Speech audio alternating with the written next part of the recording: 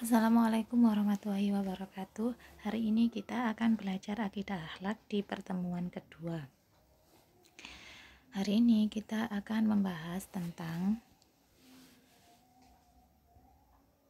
Asmaul Husna, Al-Qawi dan Al-Qayyum. Apakah kalian tahu apakah yang dinamakan dengan Asmaul Husna itu? Di dalam kitab suci Al-Quran terdapat nama-nama Allah yang baik. Artinya Asmaul Husna itu adalah nama-nama Allah yang baik yang menggambarkan keesaannya. Asmaul Husna berjumlah 99 nama baik Allah. Jadi di dalam Al-Quran ada gambar seperti itu ya biasanya. Masing-masing nama memiliki pengertian yang bersifat baik dan agung. Jadi dari 99 nama Asmaul Husna di Al-Quran itu memiliki arti yang baik dan agung. Sekarang kita akan membahas tentang sifat Allah di Asmaul Husna yang Al-Qawi dan Al-Qayyum.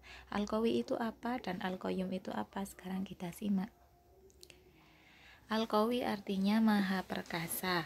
Al-Qawi artinya Allah maha perkasa, bukti bahwa Allah bersifat Al-Qawi adalah penciptaan alam ini. Jadi karena Allah maha perkasa, makanya ada alam ini gitu. Kan Allah yang menciptakan alam ini, dan Allah yang menciptakan itu Allah maha perkasa. Kemudian apa hikmah kita mempelajari sifat Allah yang Al-Qawi atau maha perkasa ini? Bahwasanya sebagai seorang muslim harus kuat fisik maupun mental, kuat iman dan takwa, kuat ilmu dan amal, bahkan dalam hal ekonomi. Jadi kan maha perkasa ini sama dengan maha kuat ya. Semua kekuatan yang kita punya, manusia punya, hewan punya, semua yang ada di bumi ini punya kekuatan, itu semua berasal dari Allah gitu. Jadi kita harus sebagai seorang muslim, kita harus meneladani sikap kuat ini, yaitu bisa kuat secara fisik maupun mental. Jadi tidak mudah menyerah, terus memiliki fisik yang sehat gitu. Kemudian kuat iman dan takwa. Jadi kita harus menguatkan iman, tidak boleh lemah-lemah imannya ya, jadi harus ditingkatkan terus. Kemudian kuat ilmu dan amal, makanya ketika waktu kecil kita itu mencari ilmu yang banyak sekali agar kita bisa mempunyai ilmu yang banyak dan bermanfaat. Karena kalau ilmu saja yang banyak tanpa bermanfaat itu percuma, karena tidak ada perubahan dari ilmu yang kita dapat. Kemudian kuat amal, yaitu kita konsisten melakukan amal-amal yang baik. Kemudian bahkan kuat dalam hal ekonomi. Jadi seorang muslim itu harus kuat dalam segala hal, tidak hanya dalam amal akhirat saja, tetapi juga amal di dunia. Sebaliknya, tidak hanya kuat di dunia saja, tapi juga amal di akhirat. Jadi harus seimbang gitu. Karena kita hidup di dunia itu tidak selamanya. Semua makhluk hidup di bumi ini akan mati. Itu menunjukkan bahwa kita tidak hidup di bumi selamanya. Makanya selama kita hidup di bumi harus memperbanyak amal, iman, dan takwa. Kemudian contoh sikap yang meneladani sikap Asmaul Husna Al-Qawi ini apa? Yaitu harus menjadi anak yang kuat. Yang kuat tadi, kuat tidak hanya kuat fisiknya, tetapi juga kuat mentalnya, tidak mudah menyerah, tidak mudah putus asa. Jadi misalkan ada pelajaran, aduh ini sulit sekali, itu tidak boleh langsung menyerah. Karena kita adalah seorang muslim, harus kuat iman, kuat mental, dan kuat fisik. Sekarang Al-Qayyum. Al-Qayyum artinya maha mandiri. Maha mandiri itu apa sih? Mandiri itu tidak membutuhkan orang lain, jadi tidak menggantungkan orang lain.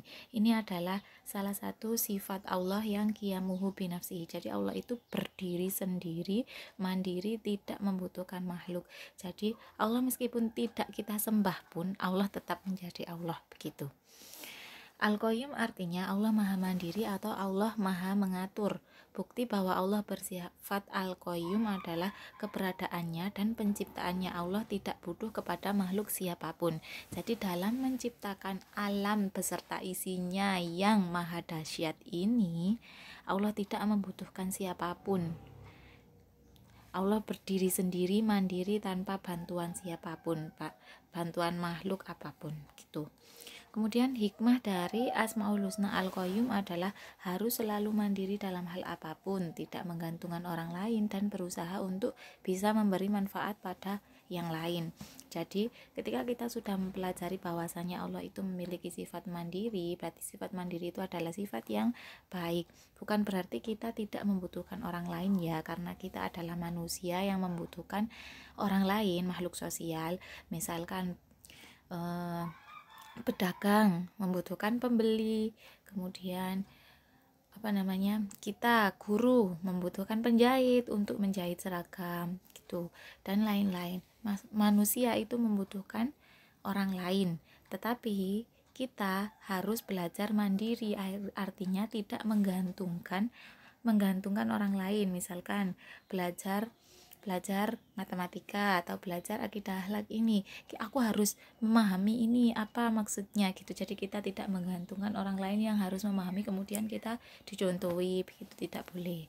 Dan berusaha untuk memberi manfaat kepada yang lain. Jadi kita harus berusaha memberi manfaat kepada orang lain. Makanya kita harus belajar kita itu bisa apa. Misalkan ada orang yang tidak bisa menyeberang jalan, akhirnya kita menyeberangkan, itu kita sudah bermanfaat. Kemudian ada temannya yang tidak bisa mengerjakan soal, kemudian kita bantu menjelaskan, bukan dibantu menconteki ya.